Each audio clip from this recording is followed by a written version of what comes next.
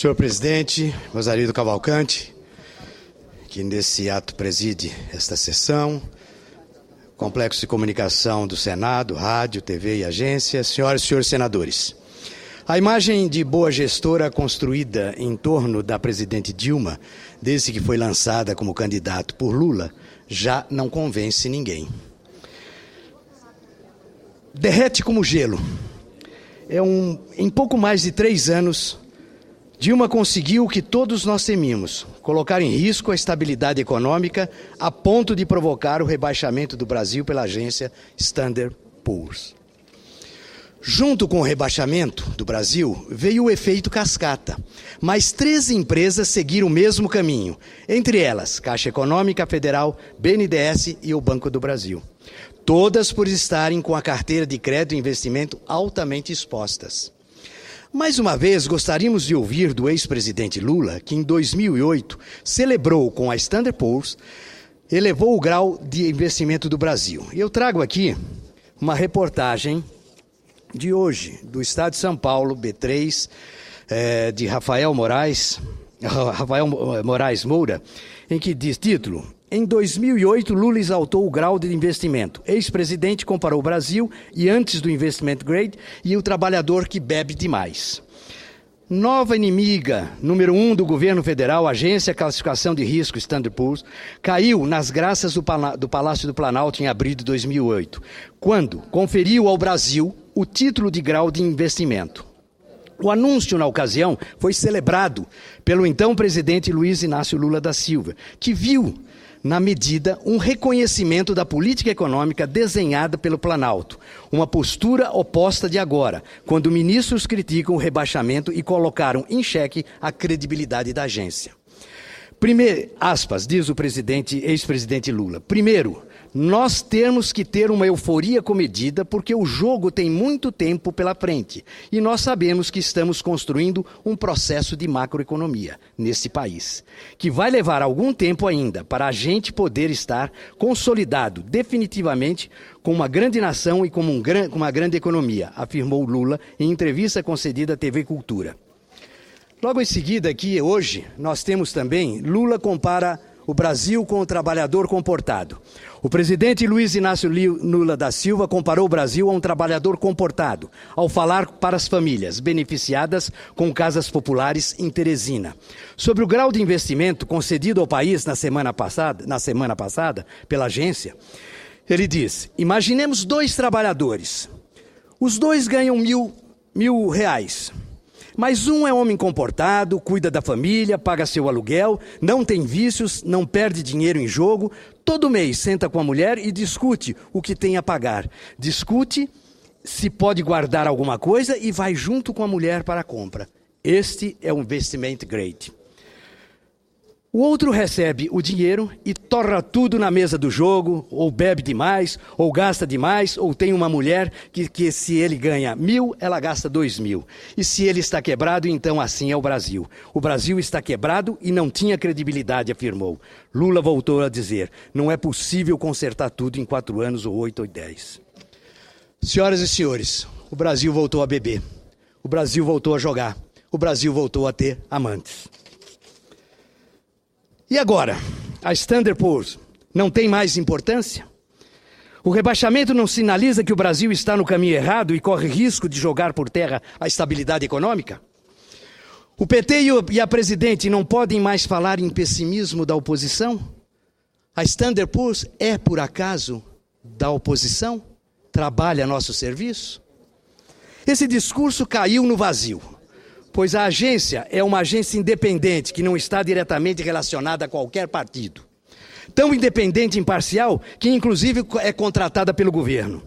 Não dá para simplesmente querer desqualificar a agência que tem credibilidade internacional.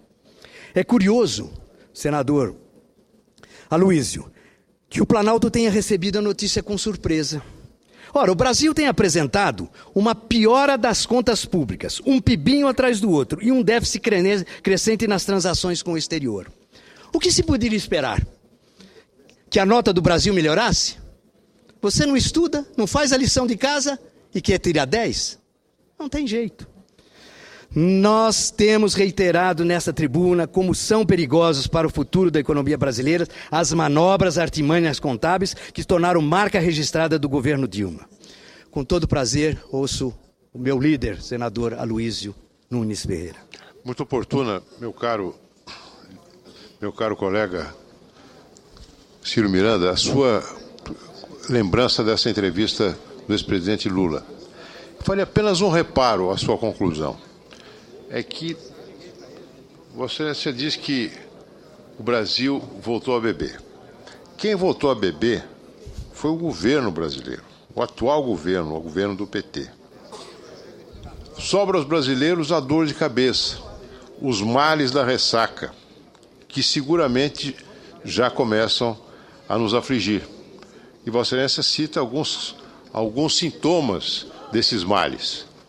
A inflação renitente, o PIB raquítico, dificuldades enormes no comércio exterior, a nossa indústria, a indústria brasileira, indo para o ralo, a destruição de algumas empresas estatais importantíssimas, como é o caso da Petrobras e também da Eletrobras. É a ressaca que vem de um governo gastador, um governo sem projeto, além do projeto obstinado em se manter no poder. A ressaca já chegou, mas nós haveremos de curá-la. Haveremos de curá-la nas urnas deste ano. Muito obrigado, senador Aloysio Nunes. Com muito prazer, ouço o senador Álvaro Dias. Prezado senador Ciro Miranda, Vossa Excelência focaliza a gestão temerária da presidente Dilma, que alcança todas as áreas da administração pública. E se nós verificarmos as pesquisas de opinião pública, vamos notar que a população já se apercebeu do desastre administrativo. Mas eu ouvi há pouco que a oposição deseja instalar uma CPI porque é ano eleitoral. Ano eleitoral não se investiga, mas se rouba. Ano eleitoral se rouba, mas não se prende. Esta é a indagação que tem que se fazer. Ano eleitoral não há investigação, mas há corrupção. O Senado é uma casa que tem a responsabilidade maior por ser a casa da maturidade política. CPI é um instrumento não da minoria, é um instrumento a serviço da sociedade para investigar as falcatruas existentes na administração pública de qualquer governo. Portanto, eu não quero tomar exageradamente o tempo de Vossa Excelência, mas dizer que este argumento de que no ano eleitoral tudo para o Congresso, os institutos de fiscalização e controle param também, e se permite e se abre as portas para a corrupção. Esse escândalo da Petrobras é internacional. Essa negociata de Pasadena é uma negociata escandalosa que ganha manchetes no mundo, como ganhou ontem manchetes na Bélgica.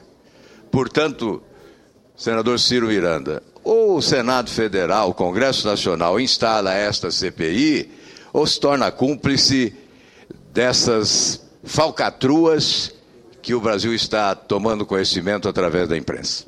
Muito obrigado. Com muito prazer, escuto a senadora Gleisi Hoffmann. Obrigada, senador. Eu só queria, Vossa Excelência citou uma matéria do presidente Lula, falando que o presidente ressaltou quando o Brasil conseguiu o grau de investimento pela mesma agência que hoje refaz essa avaliação. Eu só queria colocar as datas para que a gente não incorra numa avaliação equivocada. O grau de investimento foi dado ao Brasil pela Standard Poor's em abril de 2008. Ocorre que, em setembro desse mesmo ano, essa agência, que era conceituada internacionalmente, que era uma referência não só para governos, mas também para empresas e instituições, essa mesma agência 5 dias antes da quebra do banco Lehman Brothers, manteve o grau de investimento do banco. Aliás, avaliou positivo os títulos do subprime americano. Então, é importante deixar isso claro, porque essa avaliação do presidente Lula se dava numa determinada conjuntura e numa determinada situação. Depois, essa agência veio mostrar-se exatamente sem a credibilidade ou sem a força técnica, moral, com condições para fazer uma avaliação correta. Porque, me perdoe, senador, uma agência dessa característica, 5 dias antes de quebrar um dos maiores bancos do mundo, manter a sua nota de investimento. Aliás, eu questiono sim a credibilidade, não por conta do rebaixamento do Brasil agora, que eu vou falar sobre esse assunto na tribuna hoje, e não vou falar sobre as qualidades da agência, mas sobre o que a agência se baseou para fazer essa desqualificação. Mas eu pergunto a Vossa Excelência e questiono sim a credibilidade, porque quem atesta boas qualidades e as boas decisões da Standard Poor's? Quem atesta? E mais do que isso, quero levantar uma outra questão. Quem paga por essas notas emitidas pelas agências? Os bancos internacionais? Os interessados em decidir em que títulos vão investir? Se as agências recebem de bancos por seus relatórios e notas que dão aos países, posso supor que o Lehman Brothers pagava pelos relatórios da Standard Poor's? Eu tenho certeza de que pagava.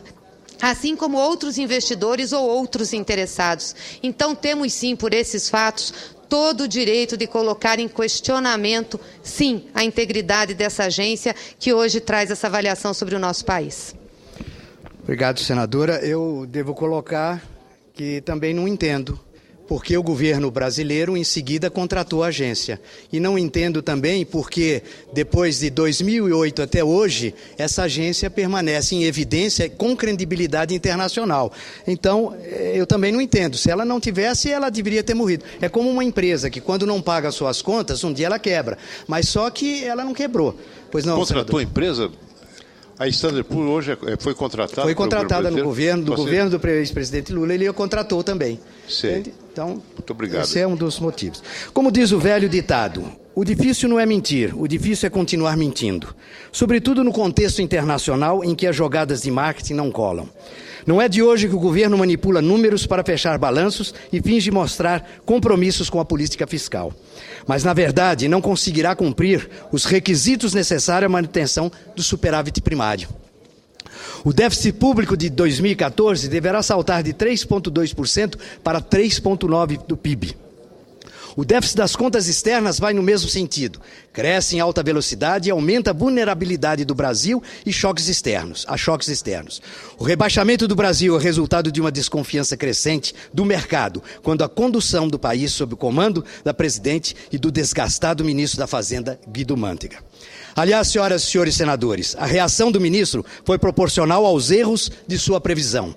Disse que a atitude da Standard Poor's foi inconsistente com as condições da economia brasileira. O ministro se nega a enxergar que o caminho adotado pela equipe do governo tem levado a uma previsão desanimadora para o Brasil, caso a presidente Dilma venha a se reeleger. Ninguém deseja o fracasso da economia. Essa é uma conta que vai custar muito caro para os brasileiros e para com quem quer que venha ocupar o Palácio do Planalto. As críticas que nós fazemos na tribuna não podem ser refutadas apenas por serem oriundas de oposição. Isto é uma maneira nada estratégica de lidar com uma situação que inspira cuidados e provoca desconfiança do investidor.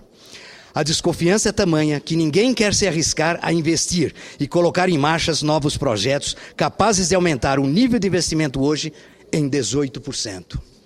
Reparem, senhoras e senhores senadores, que o resultado do aumento sistemático dos juros, por exemplo, não tem surtido efeito com a inflação que continua no teto da meta e não baixa nem por decreto. Por quê? Porque o quadro inflacionário é mais complexo. Os bancos públicos estimulam o endividamento e falta transparência para essas instituições e o Tesouro Nacional.